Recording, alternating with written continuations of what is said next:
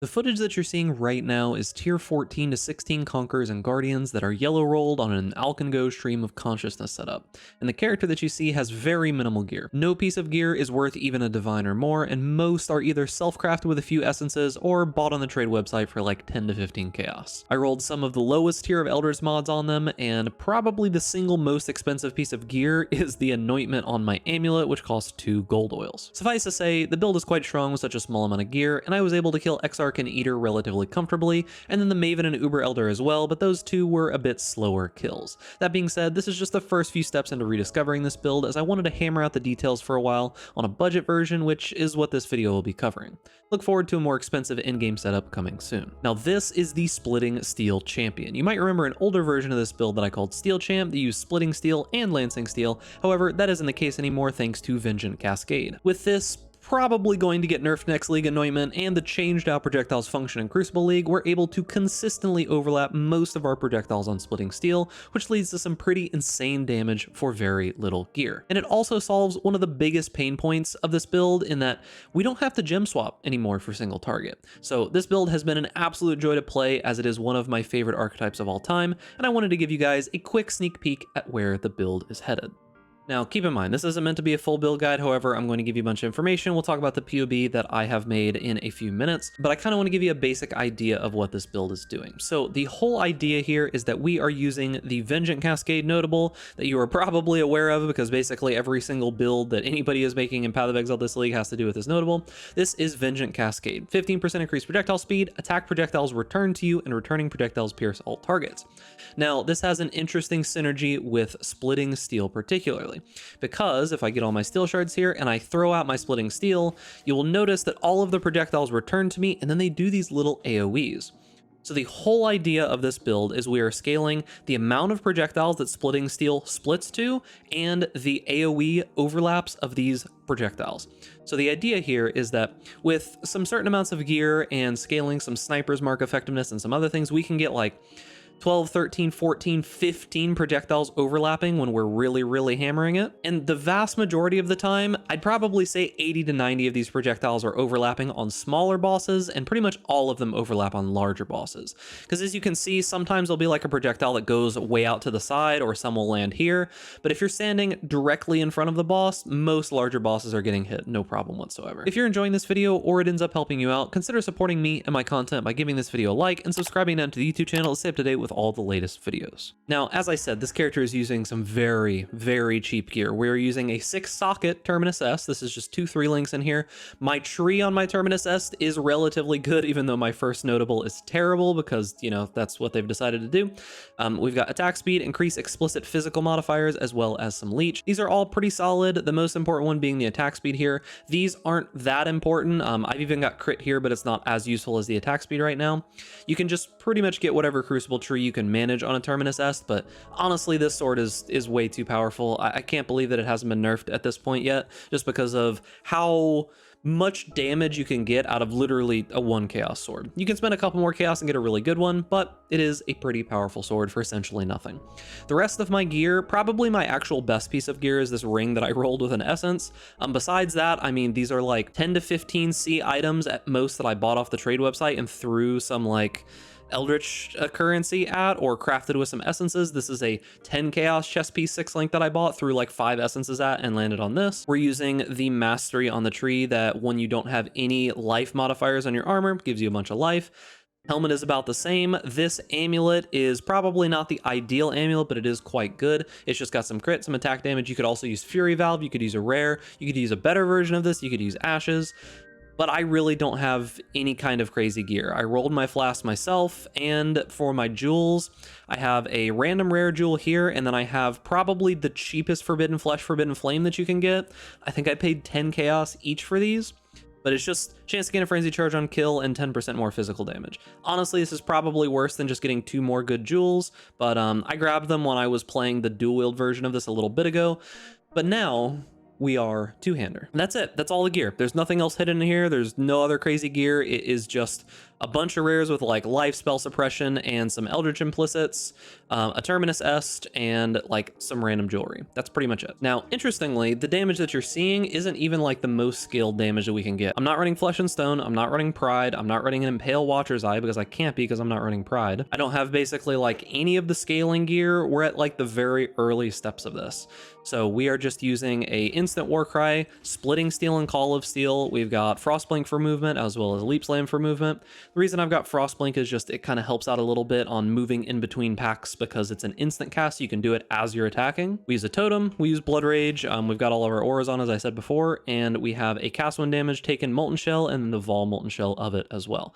That's it. We've got nothing else crazy going on, so let's go ahead and jump into the path of building so I can show you some of the updates that I'm going to be making to my new POBs that I'll be putting out going forward. So now that we're over here in POB, I do just want to address one specific thing with the damage numbers that you can see here. So as you can see, it says 8.2 million DPS. You'll see 14 splitting steel projectiles as well as the main projectile being used. The way that I've set this up is that there is one set of splitting steel here, which is the main projectile. If you look here, it just has one main projectile and its count is 1. On the split projectiles, the count is 14. I'll go over how we get those projectiles in a second. And as you see on the split projectiles, it's set to split projectile, which counts all of the minus damage and everything like that. These are both set to full DPS, which when combined and everything overlaps, deals roughly 8.2 million DPS. This is without flasks on or anything else. This is also with just random rare jewels. Now, the idea here is that most of the time, at least 80 to 90% of your hits are going to overlap, but it's only on very large bosses that all of them are going to overlap.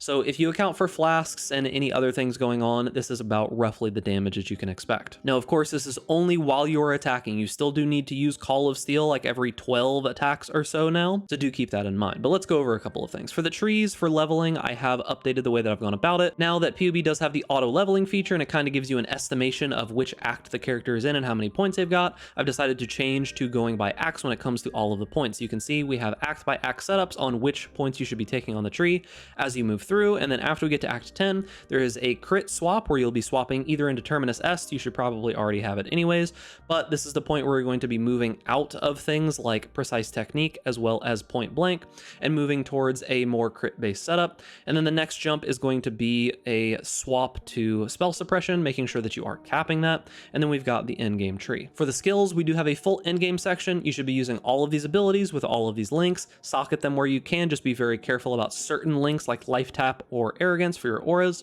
There is a leveling setup as well. Early on, we're going to be leveling with like Splitting Steel and all these auras here. As we get to 12 and all the way up until the point where you can get the anointment for Vengeant Cascade, we will be using Shattering Steel, as well as all the auras that you can see here. You can enable these in order as you get the mana reservation efficiency to be able to use them, and then use some live auras if you are if you want to live on the edge. Now, one note about our curse setup in the endgame setup is that on Sniper's Mark here, you'll notice that Mark on Hit is not enabled. You can use Mark on Hit for mapping. However, when you are on a boss, if you want the actual full real DPS of the build, you do need to manually cast that mark. Make sure to take out Mark on Hit. It's basically the only thing you need to worry about. You could just manually cast Sniper's Mark if you want to. Mark on Hit makes you do significantly less damage, so do keep that in mind. Because the way that this works is that with increased effect, we get additional projectiles with Sniper's Mark. I said that I'd talk about this a little bit ago. The way that this build works is that, as you can see, projectiles which hit cursed enemies split towards 5 additional targets. And for every 20% effectiveness of marks that we get an additional target. So the idea here is that when you do use Mark on Hit, you're actually like removing a whole projectile that your ability could be hitting with. So we've got 5 base from the main Splitting Steel projectile. You'll see we've got 5 there. On Sniper's Mark, we get 40% increased effect pretty easily, so this means that this is 7 additional targets, which brings us up to 12. Then on top of that, we do have our item here, which is Fury Valve. If you're using this, that brings us up to 14. As you can see on split projectiles, we are on 14.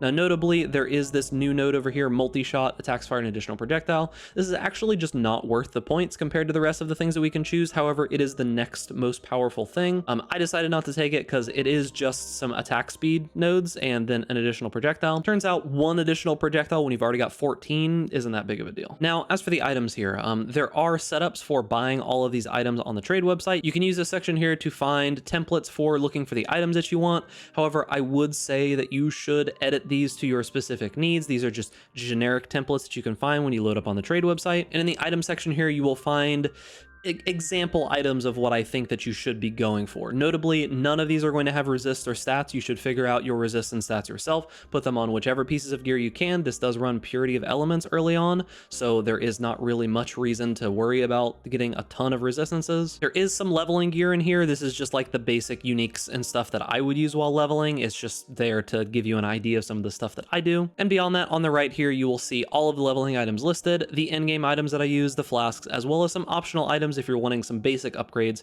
before I put out the full guide that has all of the information. In the configuration here, this is pretty standard stuff. As I said, you do need to cap your resistances and get the attributes you need through gear, tree, jewels, all that kind of good stuff. This is all set up for what would happen if you were just in a normal map fighting a normal boss. There's no POB warrioring here. There's nothing crazy. I do have notably things like our molten shell is turned off, so the numbers that you're seeing on the left aren't even with molten shell. They're significantly higher with the molten shell up. So like I said, no POB warrioring happening here. And the big thing is going to be the notes. I have massively updated the layout for how I do the notes section. This should hopefully be more concise, give you better information, and only be information that you actually need. So in the section at the top, you're going to see mainly the stats that I think you should absolutely be focusing on. If you're having issues with the build in general, you should be jumping to this section and being like, okay, do I have 100% chance to impale? Do I have 100% chance to hit? If I got Ellie resist, chaos resist, all that good stuff. Below this, I've got some frequently asked questions, things that people tend to ask me about the build whenever I'm playing it. So you can probably find your question answered here. If your question is not answered here, you can always join my Twitch at twitch.tv/bigducks, which you should go follow, by the way. You can come ask me questions there. You can join my Discord. There's a specific channel meant for this particular build in my Discord. There's a thread for it. So go and ask questions for it there if I'm not live. Beyond that, I do have the gearing section as well as the reason that I chose each piece of gear, any specifics about crafting and if you should, things like how you should set up your crucible trees, like which of the eldritch implicits are very important that you should be getting no matter what, as well as some ones that you can choose otherwise. All of the pieces of gear are listed here. I talk about flasks, which ones that you should choose, which modifiers you should have on them, jewel options and such. I talk about leveling, where, you know, some of the breakdown might happen with leveling, what to do with your auras, generalized tips, and so on and so forth. And that is going to be it for the video. Now remember, this isn't a full build guide, just kind of wanted to give you guys a sneak peek into what we're working on, what we're moving towards when it comes to endgame, as well as provide you a POB, which is linked down in the description, that will at least get you started if you want to start playing this build. Can comfortably go up through tier 16 maps, clear some pretty easy content. It'll get you farming, and it'll allow you to get enough money to either play another build or to upgrade to the later version whenever that does come out. And remember, if you want early access to any of these POBs, as well as some specialty content, you can always go subscribe over to my Patreon. Thank you to all my patrons for helping support this content. And remember, boys, if you're enjoying this content, make sure to give this video a like, subscribe to the YouTube channel, hit that notification bell to stay up to date with all the latest videos, and stay safe out there in raid class. And I'll see you guys in the next video.